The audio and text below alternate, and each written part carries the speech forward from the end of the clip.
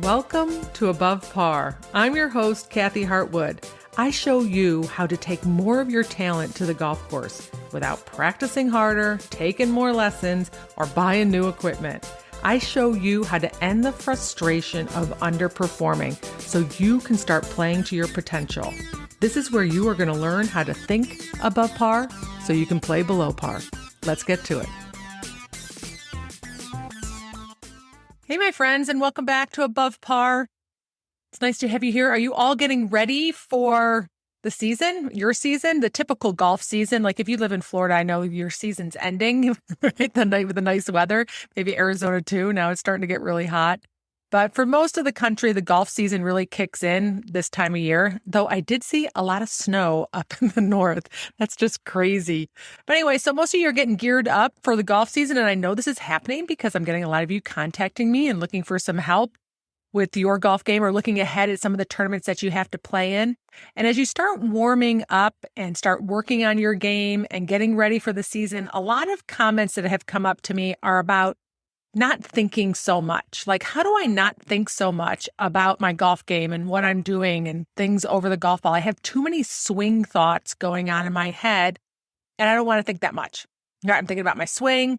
I'm thinking about what I'm supposed to do, where I'm supposed to land it, where it's going to end up, what happens if I miss it, right? This is the job of being able to manage your mind for sure, is being able to control the thoughts, think intentionally that you're going to have over the golf ball because of how they make you feel.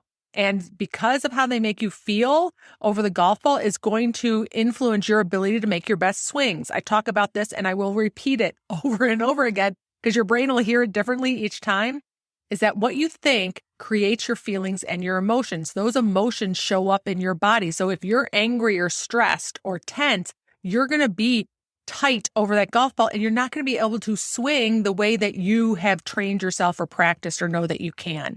You're also not going to be thinking clearly. So then we're going to end up creating these results that are not typical of the things that we can do on the range. So it always starts with you being really aware of the thoughts that are going on in your head and noticing how they're impacting your results over and over again, especially if you're creating patterns, like results just consistently, you keep doing the same thing over and over again, right? That's a time to like pause and go, all right, what the heck is going on? What am I thinking over that shot? Or what am I feeling? That's what I coach people on all the time, is just being able to manage your brain. And when I say that, it is about thinking intentionally. It's really about 2 steps. Okay. So you have 2 steps. You have to figure out how you play your best golf, like what state that you play your best golf in, and you got to hit as many shots from there as possible. The work, and what I help people on, is helping you figure out why you can't get in that state more often and giving you skills and tools to do that and trying to like pull apart the pieces on why that's in your way, right? All the thoughts that are in your way and creating new beliefs in your head. That is it. It's really very simple. It's not easy, but it's very simple. Now I'm going to add a different layer on there and that I want to talk about today is there are stages of learning that we go through with our golf game. And depending on what your game is, whether you shoot in the hundreds or you shoot in the 70s or the 60s, it doesn't matter. You have one brain and then you have a skill set. And all we're trying to do is take that skill set that you own right now out onto the golf course. And the thing getting in your way is your brain for the most part.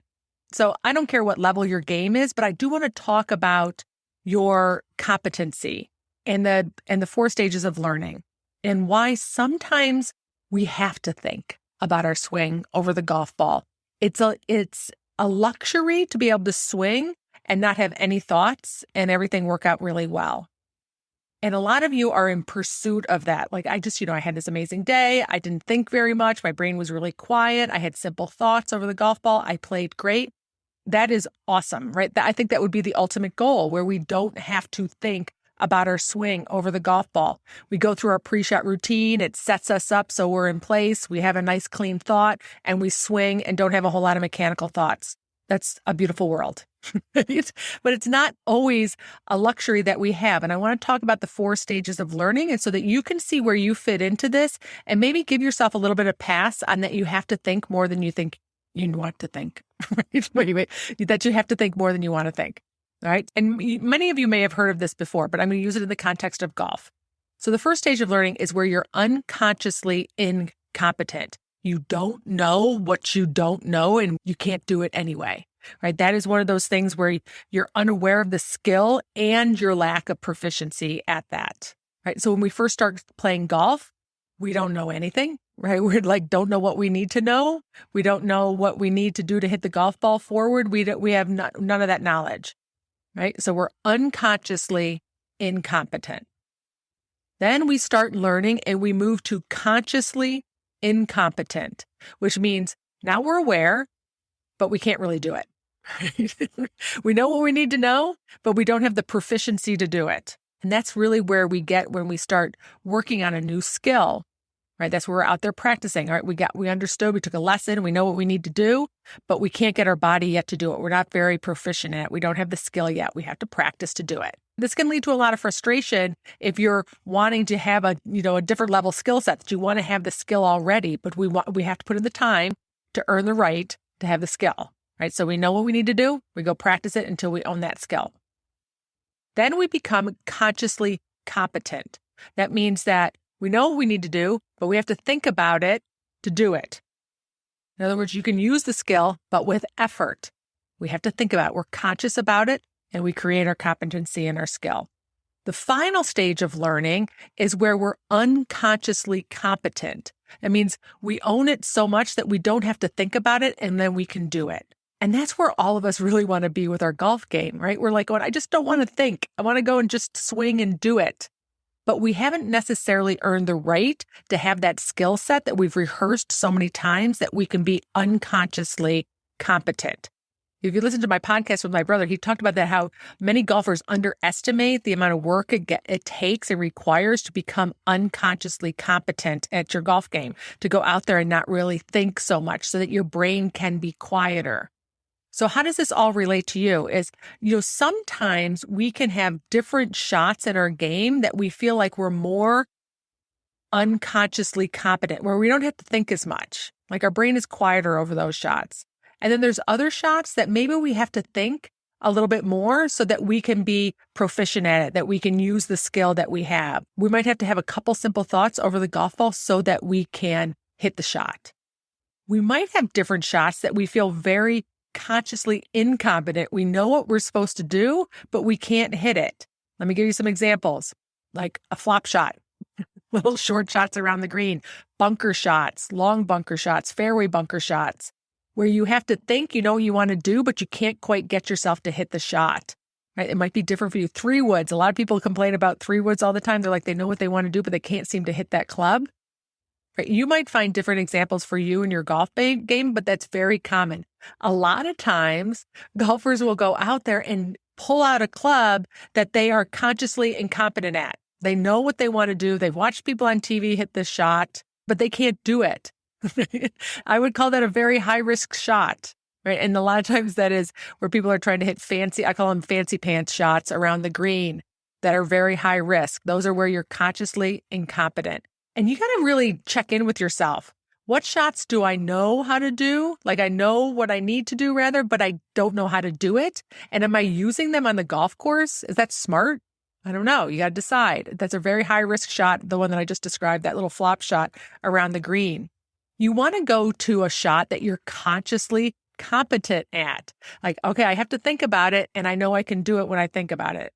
Those are smarter shots, especially around the green, but anywhere on the golf course. Sometimes it's important to go out and just hit the shot that you're competent at, not the shot that you know how to do, but you can't do, right? Those are the ones that create a lot of big numbers on the golf course.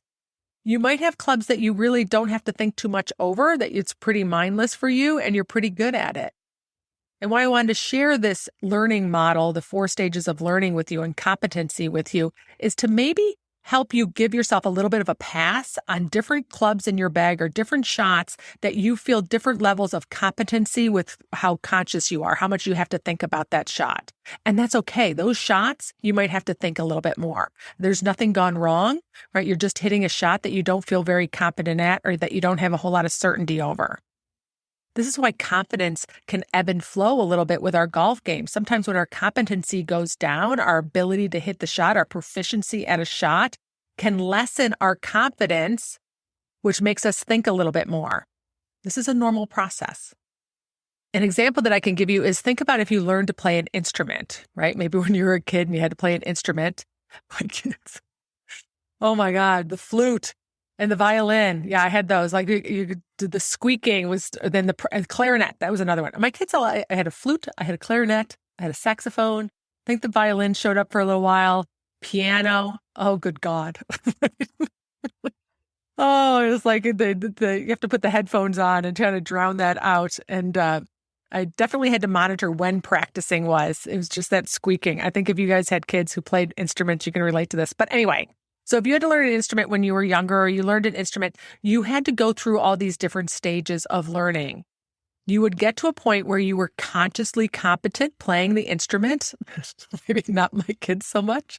But you got to a point where you were consciously competent, where you could play that instrument. Now, if you decided, let's say in high school, you got up to you play in the high school band or whatever, and then you haven't played the instrument since then, you have gone down a stage. You can go back to a different level. You're going to have to think again so that you can have that competency and that skill level and that proficiency.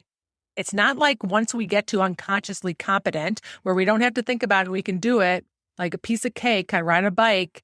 Right? It doesn't mean that we won't go backwards. And this is important to understand with your golf game too. If you haven't practiced and you haven't put in the time, it's easy for you to go back to stage 3 or to stage 2, where your skill level needs a little bit more thought. That is what makes golf a little challenging, is that we have to practice to keep up our proficiency and our skill level and our competency so we don't have to think so much.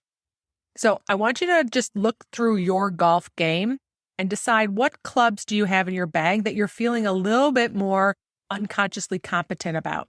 If you're a newer golfer or a higher handicapper, you might sit there and go, none of them. Like I have to think over every single shot, and just understand that's part of the stage of golf, that you're going to have to think to be able to produce the skill that you know how to do. Your body might not be proficient at it yet, so you have to think about it. That's okay. I would encourage you just to have maybe 1 or 2 very simple thoughts over the golf ball. If we overthink on the golf course, we can really get in our way of being able to even perform the skills that we own. So try and keep it to 1 or 2 very simple thoughts. When you're in the short game area, for sure, decide which shot you're more competent at. Which shot do you have to think less about when you're hitting it, because you're going to be able to produce better results? Are there any clubs in your bag that you really don't have to think very much about, like little shots that you can hit? Like I'm very unconsciously competent over my driver. I don't really have to think very much. I'm pretty good at it. It's an easy club for me to hit. For the most part, I hit lots of fairways. There's other shots I have to think a lot about.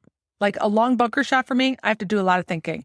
Right? It's not as unconsciously competent for me. My swing is pretty much going to be unconsciously competent, but I have to think a lot before the shot on what I want to do. I also have this belief that everybody should avoid long bunker shots, or a lot of people aren't very competent with those shots.